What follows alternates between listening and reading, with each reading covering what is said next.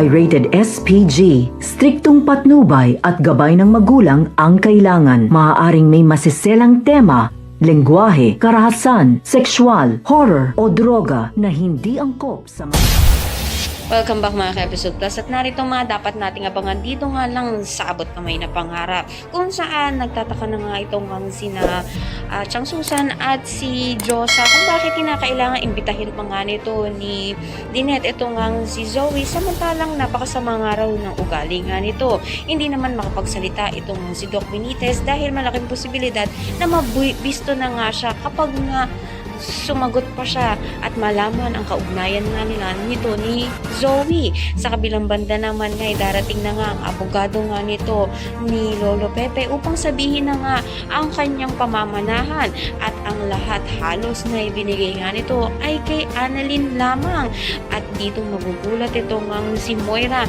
na wala ngang pinamanahan itong si Lolo Pepe dito sa kanyang anak na si Zoe.